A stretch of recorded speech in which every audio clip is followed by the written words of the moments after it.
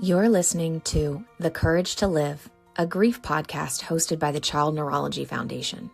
Together, we're building a community for parents, caregivers, and all those who walk with the pain of losing a loved one to complex healthcare needs. We invite you to connect with us along your journey. You're not alone, and your child's story continues through you. Hello, I'm Brad Thompson with the Child Neurology Foundation, and I am blessed and honored to get to host this webinar today, and I look forward to just hearing Kelsey Stanczyk's story as we go along. But before we jump into that, I just want to let you know, if you're watching, that we are very aware that we're talking about the hardest of emotional things as we talk about the loss of our children. And so as you're watching this, please, if you need to stop and come back, just do so. This is available to you. If there's anything that raises things up in you that you would like to talk more about, we're available for that as well. Our primary goal for Willow and Wind is that no one takes this journey alone. Unless they just want to and choose to. So please know that. That's why we're here. It's why we're doing this. And so with that being said, I want to introduce Kelsey Stanczyk. She's a nurse and a professor, which intimidates me already because not being a great student. And she's a parent champion for Courageous Parents Network. And her favorite role, interestingly enough, is being a mom, not being a wife to Eric for 11 years. But I won't try to stir anything up there. They live in Tacoma, Washington. They have two daughters. Zoe is 8, and Stella passed away in 2023 at the age of 2. She lived with medical complexity and had 2 rare genetic diagnoses that were diagnosed in the NICU shortly after she was born. Kelsey says she started her work with CPN as a way to give back and to help others, as well as to channel your own grief into a legacy for Stella. And I love the heart in that. She goes on to say, I'm incredibly humbled and grateful for what being a parent champion has given me. And as I grow through the grief after Stella's death, I'm finding that my roles, not just as a mother, but as a nurse and a teacher and advocate and more, are shaped in ways that I can carry her forward. And that's such a big part of our mission here, is that our children live on and continue to build legacy because of what you're doing in their honor. And so I'm honored, and my job is to ask enough questions and then just get out of your way, Kelsey, to tell your story. And so I want to start. Just tell me about Stella. Yeah. Stella is and was she was tiny, and the first thing that comes to my mind when I think about Stella is her laugh. She had this very loud, booming cackle of a laugh that kind of sounded like a little old lady, that was always very shocking coming from her teeny body. So I love that when I think of her, that's the first thing. She lived with a lot of complexity. She taught our family so much and still does. My pregnancy with her was complicated, but we did not have a diagnosis. And when she was born, we expected her to go to the NICU. And after she was there for 5 days, they did testing on the cord blood right when she was born. And 5 days later, were able to tell us they found some rare diagnoses. And at the time, said they were very rare on their own, and that together they could not find a documented case of a child with both. And so they could give us maybe some general information, but couldn't really give us guidance.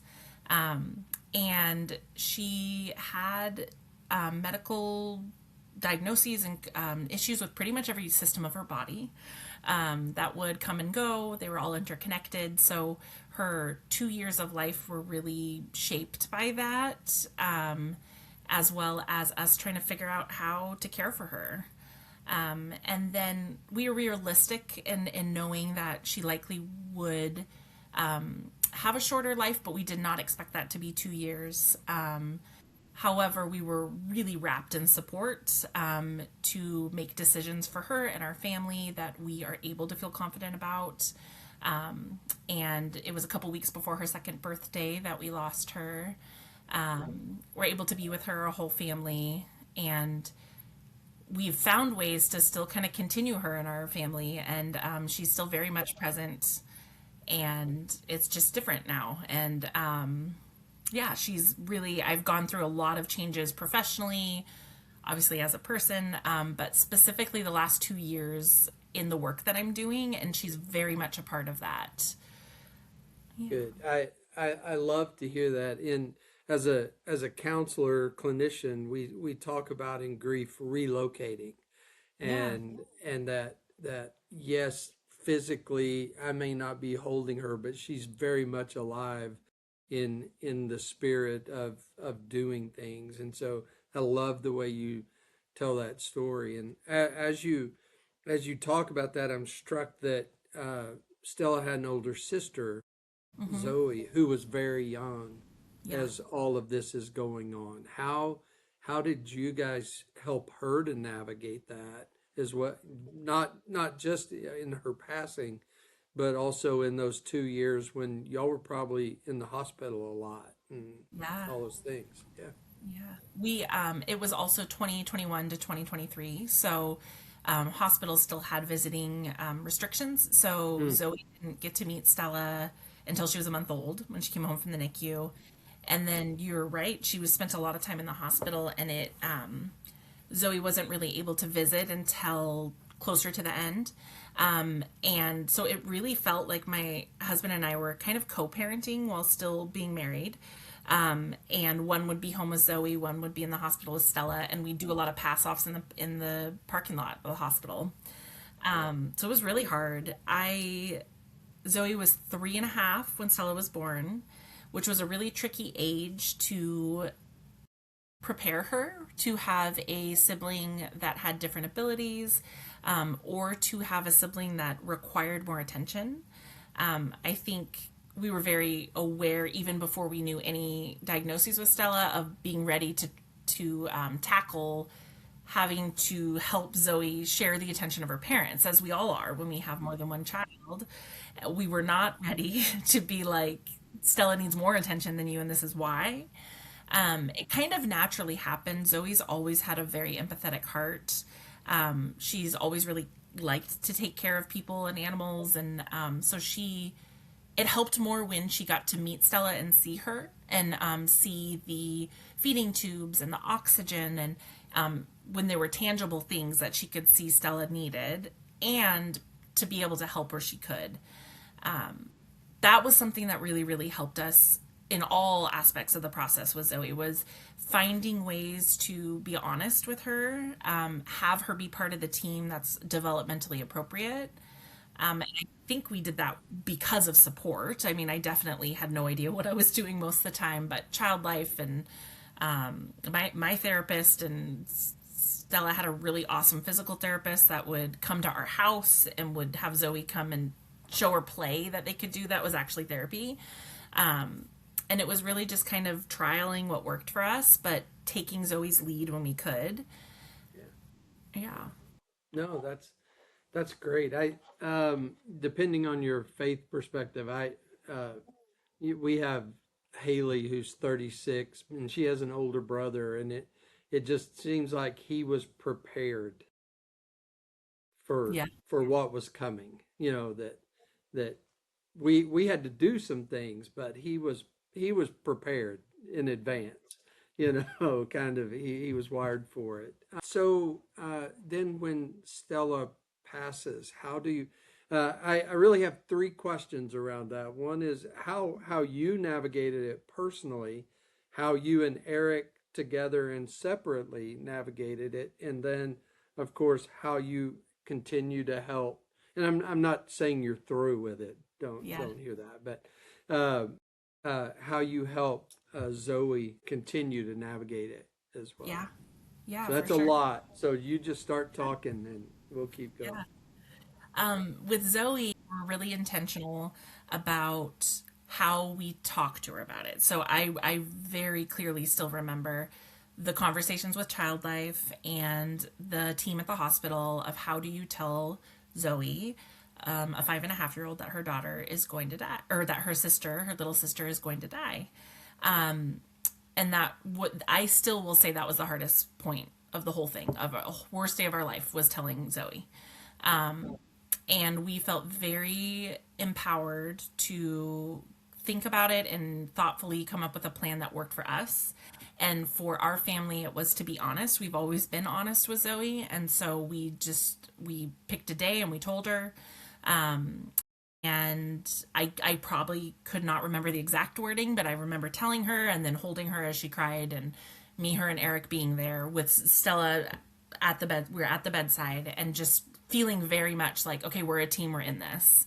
And that has been the foundation of it. We gave her information that she wanted, and we really took her lead. And it was kind of fascinating to see her ask really hard questions about what happens after you die, what happens to your body, why does she have to die, all of these, and then be like, okay, I want to color a picture now, or can we go play? And you could very clearly see her body be like, okay, I need a break. And then she'd come back and ask these questions. So it was almost like a day or two of us just existing in this space where we just let her lead. And Child Life came in and helped with, like, we did some art projects with Stella's handprints and things that provided us with the tools to do that. And I now know that was Zoe processing. In the end, we let her decide. She chose not to be there when we extubated Stella, but she did want to be there when she died. And we weren't sure how long that would be. And when they took the tube out, I was pretty clear. I knew it was going to be quick, and I was able to call my mom, who was with Zoe, and be like, get her back now. And she got there, I think about 15 or 20 minutes before, but we were all together in the bed when Stella passed. And that was what was important to me. It was important to Eric. It was important to Zoe. And then we let her have time with her after, which felt a little morbid with her body, but everything in me knew that she needed that. And I'm really, really grateful that we did, because I think that helped solidify things. And then going forward, we just tried to be honest. Zoe does a really beautiful job of still talking about her. She started kindergarten less than a month after Stella died. So a lot of Zoe's friends have never met her, but they do know Stella because they talk about her. And just letting Zoe decide how to carry her forward. So she'll see white butterflies and decide that they're Stella. And instead of, talking about that they're butterflies, we let her see that in her. And I think that's been helpful. Yeah, no, that's awesome. So that kind of touched on the next part is, so as you continue with her, with Zoe, with Zoe, how does she, and maybe at this point in life she doesn't really wrestle with it yet, but looking for like survivor's guilt or needing to carry extra weight, because how do you look for that, I guess? That's tricky.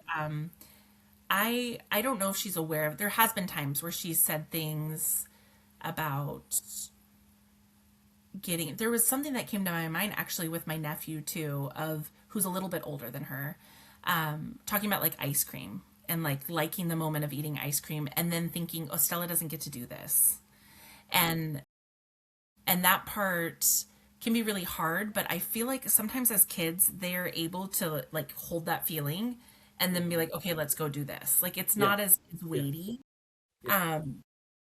And one of the things I personally have that's really helped me in coping with stuff is trying to be present in my body and paying attention to how I feel.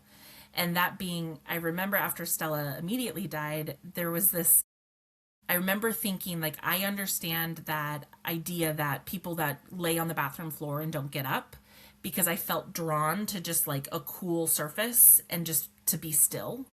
And I remember thinking that kind of felt surreal to me. And some of that was I would just sit in places and just sit there and then go somewhere else. And it was like a almost like a physical, just like I knew my body needed to be still or rest or and that's I still do that now. Like I try as hard as I can to be in tune with like, okay, I'm starting to feel anxious, I'm starting to feel this, what's going on, do I need a break? And especially in this work that I'm doing, like in advocacy now, I was very worried at first, like, can I handle this? And I have been so fortunate to work with people who get it and are able to be like, no, take a break, you need to. And that's helped me learn lots of lessons in life, but specifically with grief, it's almost like there was that decluttering method where like you would hold something and be like, does this bring me joy? I think of Yeah. that a lot with grief, even with items. Like I found Yeah. Stella's inhaler shortly after she died, and I was like, I can't get rid of this. And then so I put it in the closet. Then when I was decluttering later, I pick it up and I'm like, I have no attachment to this. I see this as garbage, and I was able to throw it away. And I don't have any grief with that part, Yeah. or any regret. And I think a lot of it is just trying to trust my body for some of it. And so I would imagine, kind of circling back to your question with the survivor's guilt, as that comes up more, which I know will, as Zoe grows, is trying to take that lead a little bit too, of being honest and sitting in the feelings no matter how hard they are, and trusting our bodies to give us some cues with that. Yeah. Yeah. Yeah. I always want our siblings to know that your best you is the greatest gift, and no more than that. Just your best you. Now, husbands and wives don't do anything the same. So, how has it been different for you and Eric, and how have you navigated it together? I think we process things very different in general. Like I tend to talk more, I think, and he seems to be a little more inward. So I think we've done a lot of this on our own. We both have individual therapy, and I think that's been helpful. We talk about things, really keep her present. It took us a long time to kind of come back together because we were so used to this like co-parenting separate. We also really existed in crisis together, and that almost felt more comfortable. So it kind of felt weird for a while, and I still think we're kind of finding our way back of how to like exist in normal everyday, not in crisis mode. And so finding the time to do that, one of the recommendations that I got from a friend who also has experienced child loss was, it seems weird, but if you are able to take a vacation with Eric, and my parents were able, and Zoe was okay with staying with them for a little bit. We went to Mexico for a couple days, a couple weeks after Stella died, and I'm so grateful that we did, because it was just like a connection time, which we hadn't had in years. And I mean, Zoe was 3.5, so it's like, normal early children years. And so really trying to be intentional about time together, whatever that looks like. Sometimes it's like we just sit on the couch and watch TV, but making sure we're still fostering our relationship. I think we've developed a little better communication of knowing like what each other needs and how to check in, and how to support each other, whether that's verbally or giving space. And I think it's been interesting because this work that I've been doing of processing everything through my role as a parent champion and as a nurse, and that's given me an avenue that doesn't include him as much. And I wondered sometimes if he felt like missing from it, but the conversations we've had is that it's been not necessarily what he needed, and so it's nice to see Yeah. that. Good. I I love hearing your story that we allow each other to do it differently, but even going ahead of her passing, the 2 years of her life were such survival mode, right? And it was divide and conquer. And it's the only way to survive that, right? And so it's reintegrating into some sense of normalcy after Yeah. her passing. That's really, I mean, that's hard. That's It hard is. work, you Yeah. know. Yeah. So, and I'm thankful that you have the story of having done the hard work Thank to you.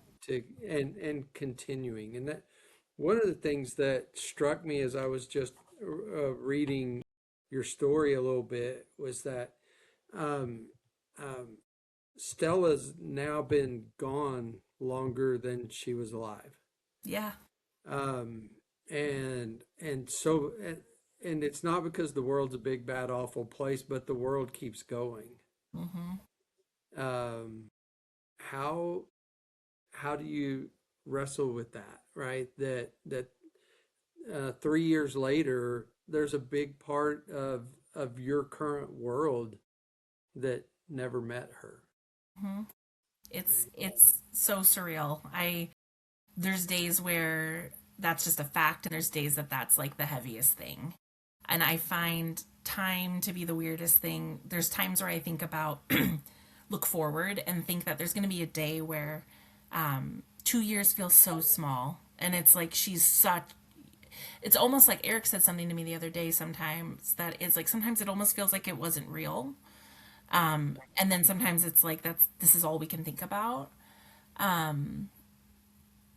And I something I have found, and Eric and I have talked about this, how we are very proud and pleasantly not necessarily surprised but happy that our instinct, especially even during caring for Stella, and in the crisis mode, was to feel gratitude, and I'm sure that has to do with the privilege of where we are and the support that we have, but that to be able to turn to that gratitude has been very helpful, in coping, and helped us turn into each other sometimes.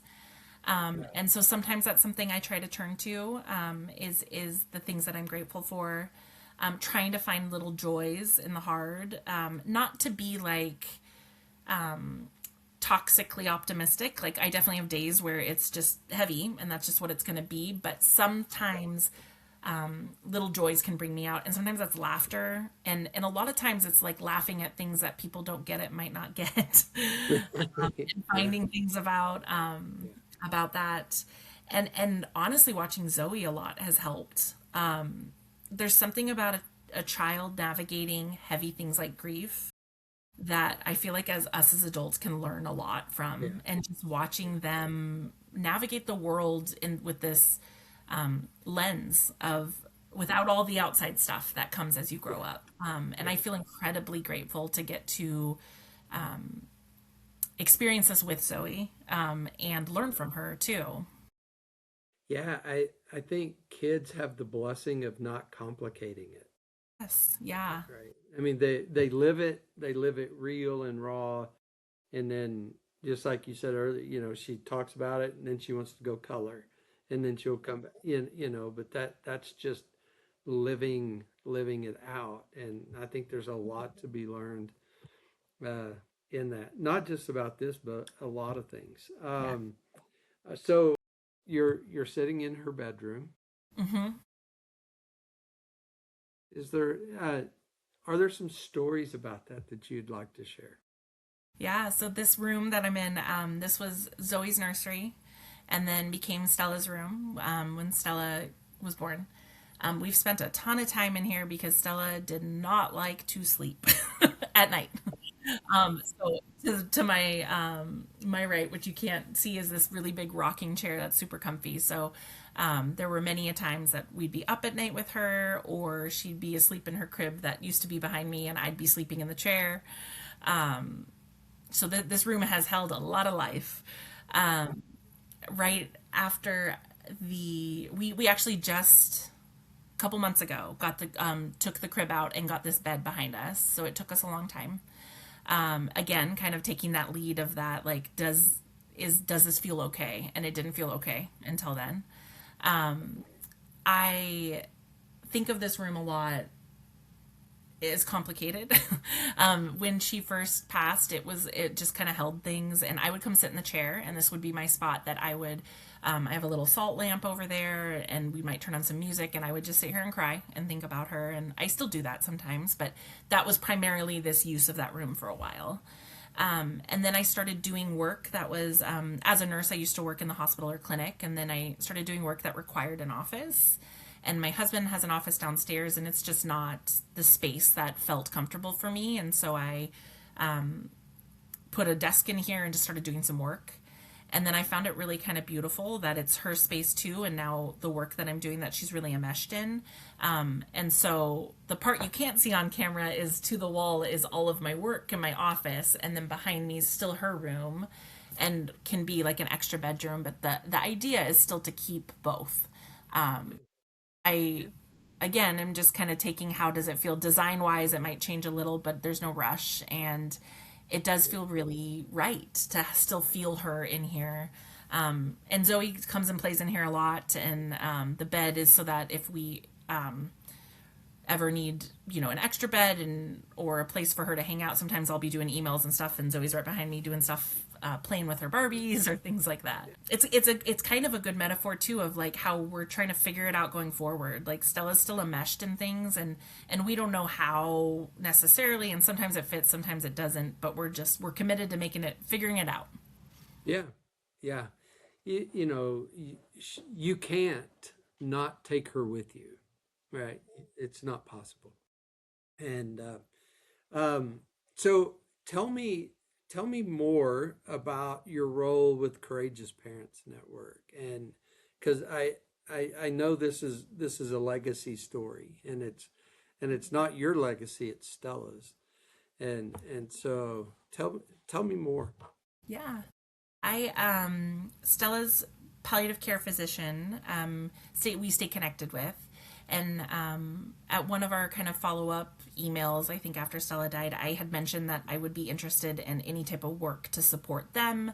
If there was any type of like family support kind of things, like I was really looking for something to give back and fuel Stella really and kind of create something within my grief. And she recommended that I apply for this program. So it's a parent champion program through Courageous Parents Network. I applied honestly with the most imposter syndrome, thinking there is no way that I am going to be able to do presentations or like this. I just was like, okay, if you think I can do this. And honestly, the application process was so healing to get to write about Stella and get to write about the potential of doing any type of advocacy work, and I got selected, and it's been incredible. It's been a training program where they've really helped me learn how to tell my story, give presentations, kind of the logistical part of that, but then also really support me to figure out what this looks like and to give a platform to share and connect me with some of the most incredible people. I've met amazing families, amazing organizations. The people at Courageous Parents Network are the most amazing people in the world, and I'm so grateful to be part of that team. And it's just been fabulous and really feels meant to be. I read a book after Stella died by Rob Delaney that talks about child loss.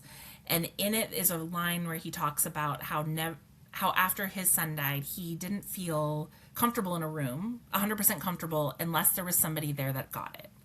And I did not realize that until I was we do a retreat with the parent champions. And I'm in a room with a bunch of parents that get it. And it was like I could finally breathe again. And to work in a place and to be able to have so much meaning in what we're doing and understanding is been huge. And it's been that feeling kind of going forward. And I love it. And Courageous Parents Network in general is just this incredible resource that I'm sure I was told about when Stella was alive, but just was at capacity to figure it out. But the support and the platform, and it's just something as a nurse that I've been so excited to share, and as a parent to get to share for other families too.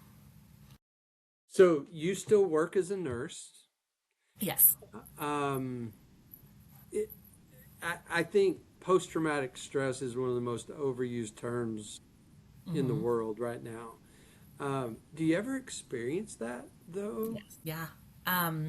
I I mean, I asked you a yes or no story, and then I'm looking for a story, Yes. but you get it. Yeah. Yeah. I so when Stella was alive, I chose not to go back to maternity leave in the hospital just because I was not able to be reliable, like with needing her. And then I started working at a clinic, kind of part time, with an incredible doctor that understood, and was there for a while. And there were days where it was fine. I think one of the things that I gathered from my experience with Stella was being able to understand and speak and help people through similar situations. That's very hard to do all the time. And there's times where it wasn't heavier, and there's times where I don't think I could. And I started looking for what was next professionally and started teaching. And I think that might be part of it. It was just I think I'm able to be a better nurse when that isn't everything I'm doing. And it's hard as a nurse because I don't want to share my personal experience all the time, especially I was working in like an OB setting. I was always very conscious of, I don't want to share Stella's story as a way to connect or support because Stella died. And I don't want you to be thinking about that with your child. And that's something I'm very conscious about with CPN too. Like I recognize that hearing from a bereaved mom might not be what you need, and that's okay. That's not offensive to me. But it's just kind of a tricky balancing thing. And part of it is a little bit of this, a little bit of that, and then taking the space where I need.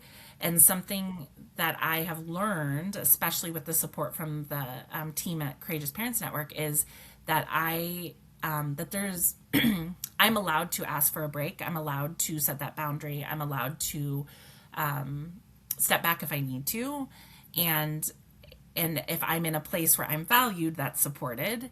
And I'm lucky that all the avenues that I work in now, that is supported. But I think really just trying to be in touch with that, and then taking the break and giving the support that I need when I need it. And because you have such a wonderful husband who understands all of Yes. that too, right? Yes, absolutely. I'm just trying to help you out here, It's Kelsey. like a running joke now, but he does get it, and he's wonderful. Yeah, that's good. That's good. I love that that you're able to do that. I know it's different, but there's some similarities that because we have Haley who has a variety of diagnoses that um, uh, expectant parents get scared. Hmm. And how Yeah. and my and so you have to be kind of careful and all of that while navigating a hard life, and that's what you're saying in your role as a nurse too. And so um has you both from your professional training and just your life experience as you're moving on, I'm sure in some ways 3 years seems like an eternity, and it seems like a blink of an eye at different times. How how do you help people who are in a similar place? What would you tell Yeah. I think being open to things changing day by day and just trying to be present, and honor how you're feeling, and not trying to like should yourself out of it, if that makes sense. I do that all the time.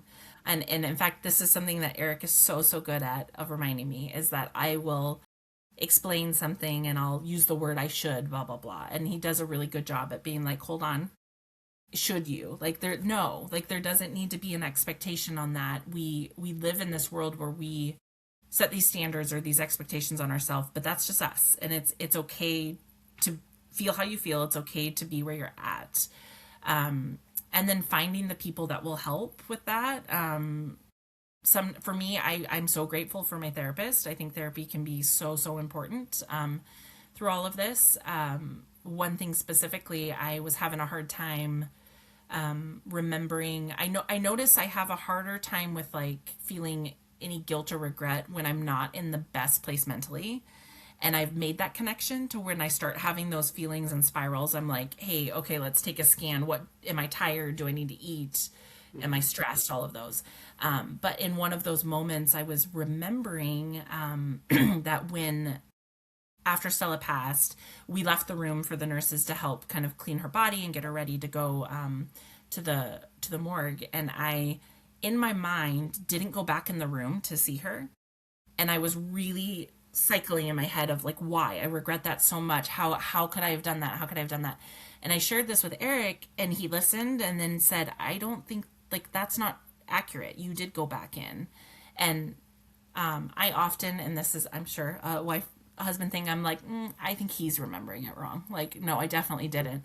And I brought it up in therapy, and my therapist was like, no, I very clearly remember you accounting these details, and that you didn't go back in, but you did go back in, but you didn't feel like you need to hold her. And she's like, I remember you explaining that you were very clear to yourself that was her body and not her, and that you didn't feel the need to like hold her and spend more time with her after that, but you did go back in the room. And I was able to then remember it clearly and go home and process that again with Eric. And I think the part of me sharing that is really remembering that my brain was in all different places, and that trauma, grief, all of that affects things. And I'm so grateful for them reminding me of that, to not still be in that spiral. And even if I hadn't gone back in, I'm sure they would have helped me get to the spot where I would be okay with it. But the help of that being that support and that processing. Yeah, I think it's so important that we don't Monday morning quarterback ourselves. Yes. If you're not a sports fan, you don't get that. But the current self with new information judges the past self, and we never do it kindly. It's always super critical. And so and I just want to cut that one little part out where it sounded to me like a wife said the husband was right, because that doesn't happen very often.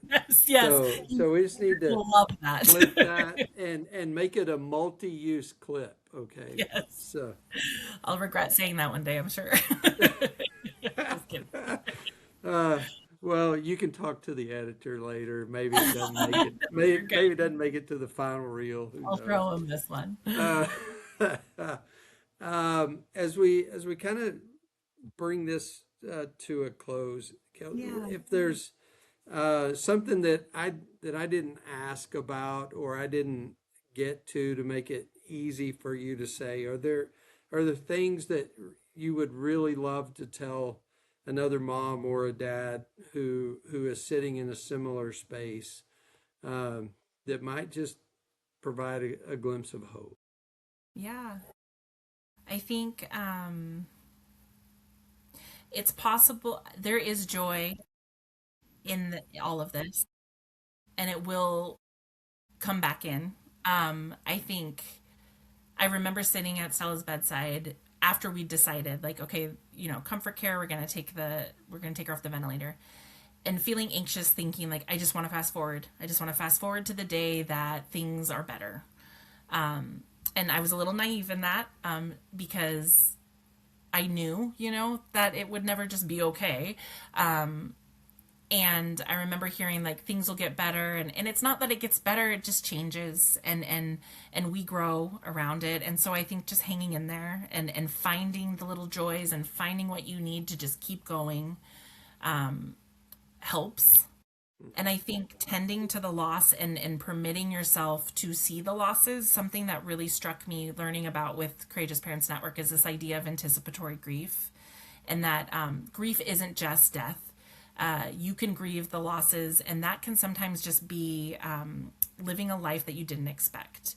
And it's okay to feel sad if your child's born with medical needs, or if your child is disabled. That does not mean you love them less. That does not mean that you're a bad parent. It's okay to grieve that. And in fact, if you can get yourself to do that, it's going to help you be able to change your perspective and give a fuller life. I truly think some of my ability to survive the ultimate loss of losing Stella is because of the work I did to grieve the losses that came along the way. And I think you said it perfectly. Like we're our own worst critics, and if we can give ourselves some grace in it, and think of what we would do for other people, to ourselves, carries a lot of weight to help. Yeah, that is such a great word and so well said. I'm going to leave it there because I can't make it any better than that. I don't think. Thank you. Kelsey, thank you. Thank you for sharing your time and your story. And you're going to bless people, not just through this webinar, but just through your life of just showing people how to live through what we think is unimaginable, right? And you do it with a smile on your face and a chuckle that seems to come pretty easily. So Yeah. thank you for Of course. sharing that. Thank you for talking with me and for this work. It means so much, so thank you. Thank you for joining us for The Courage to Live, a grief podcast hosted by the Child Neurology Foundation, sponsored by BioCodex. Together, we're building a community for parents, caregivers, and all those who walk with the pain of losing a loved one to complex healthcare needs. We invite you to connect with us along your journey. You're not alone, and your child's story continues through you.